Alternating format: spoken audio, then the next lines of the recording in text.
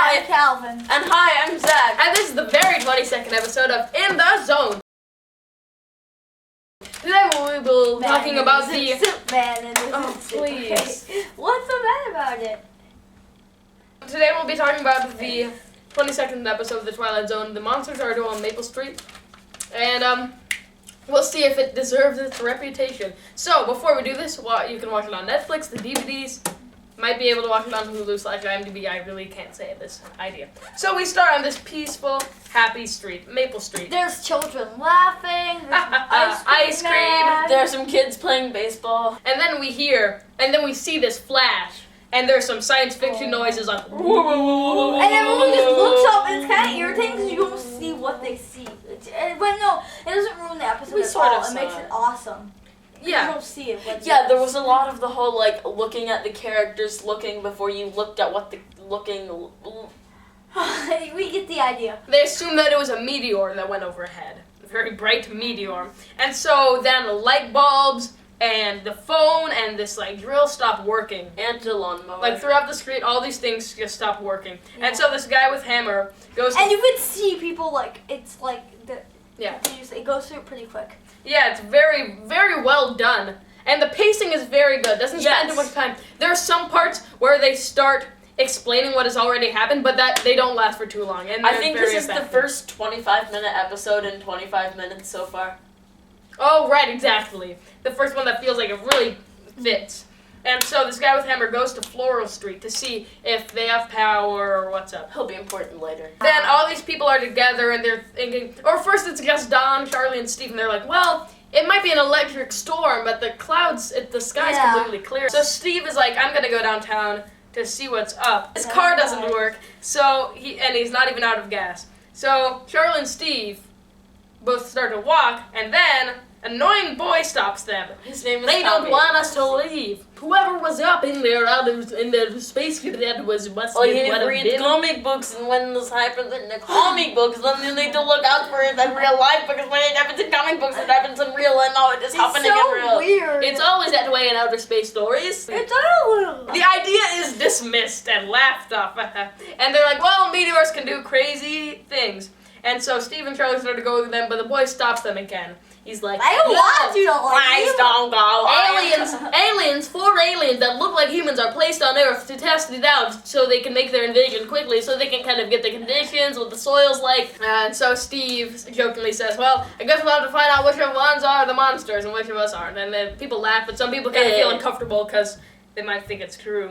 And so they're like, has Pete Van Horn come back? I don't know what people say to that. I just wrote down, has Pete Van Horn come back? But I'm pretty sure that's just what they said, not just what I was thinking. And so Les's car, who looks like Neil Patrick Harris, not the car, the man. Les Goodman looks like Neil Patrick Harris. And his car can't start. He says, no dice, which is a good Twilight Zone-y phrase. And then when he's walking There was away, a lot of, is this a gag? is this some kind of a gag? And there was a lot of glass breaking, so this is like This might be the most Twilight Zone-y episode ever. everything good about the Twilight Zone. Yes, everything good about the Twilight Zone. Exactly. That's a very good way to put it. When he's walking away from the car starts, and all the people are suspicious. They're like, hey, why do your car start? They were like making up things. They were like, Suspicioso. well, he always was an oddball, you know? Yeah. He didn't go out to look at the meteor storm. Everyone Maybe makes he just... assumptions for like the whole episode. They're like blaming things on other people. The kind of problem with this episode is that it just follows a very similar pattern. It's like, I'm accusing him. We make stuff about him. He places the blame. We make stuff about him. He places the blame. But every time it gets a little bit, like, increasing intensity. Yeah, it doesn't get boring. It's very interesting the way it's presented. It very much It got escalates. intense. They're going to go confront him, but Steve is like, hey, we don't want to be a mob. So then they walk slightly Whoa. slower. Liz is like, well, I just don't understand it. I don't understand how that could have happened. But then Les starts into a very incriminating monologue. yeah. Nightmares will come to Maple Street soon. And this is the only explaining part of the episode. It doesn't last long. Steve explains the whole alien theory, and he's like, well, this is some kind of gag. That's what Les says. And then Don confronts him, and then the crowd follows suit. is what I wrote. Then Les is like, this is the most idiotic thing. These are some small things that you're just trying to analyze bit by bit. I'm not an alien. He has a point. I've lived here for 5 years and you've known me. I'm not new. I didn't just come. He's probably the most sensible person. No, I think Steve is definitely the most sensible. The least sensible person is the guy that the Hawaiian shirt guy. That shot. Of course. All right. He was fat. He was fat. He was fat.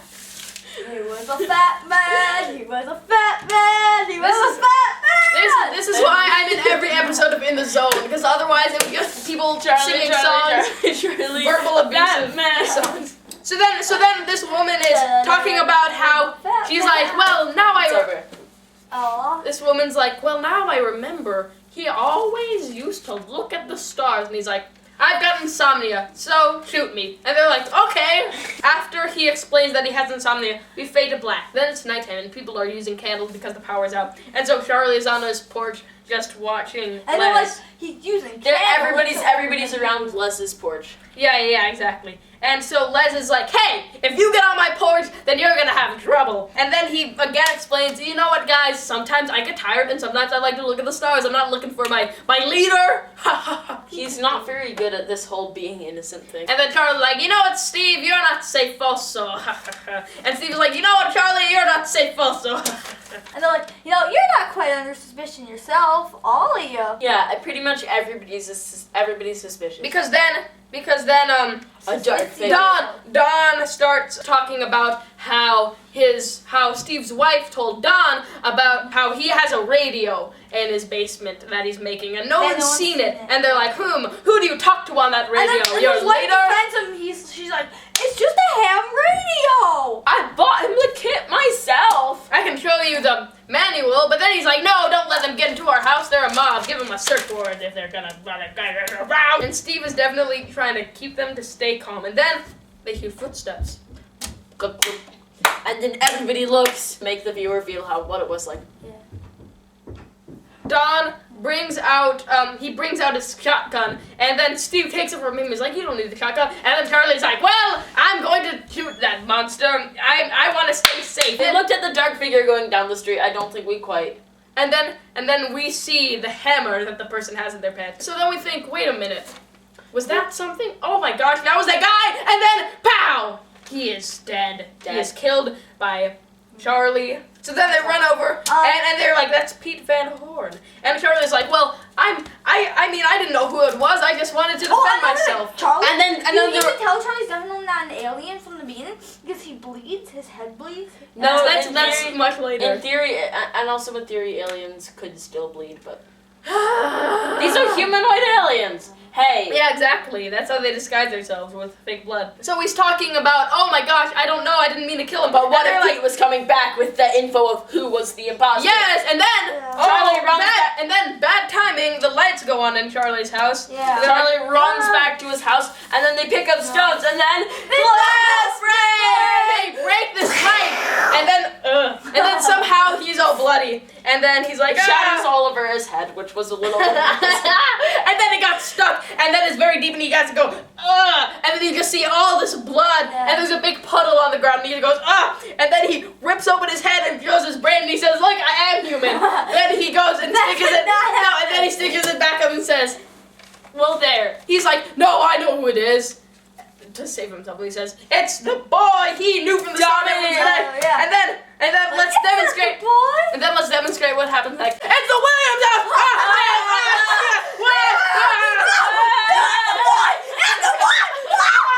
So what happens is, in that scene, if you didn't hear it, explain what happened, because it was too fast for me to tell. Well, you see, there was a lot of quick little snippets of violence and people running around in chaos, and in two of them, 1, 2, 3, glass breaks! Wait, explain exactly what the glass breaks were, what they were like. Well, first, someone breaks a window, and I didn't quite see how it happened, but I saw a window shatter. Right. And second, a dark object is thrown at a window, think it was a rock, and the window shatters. So glass broke twice. 3 in one episode. And then I'll have to look back at the tape, but...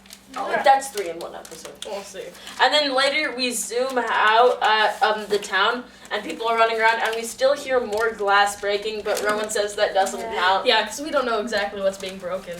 We would have like 11 in one episode, and that's oof.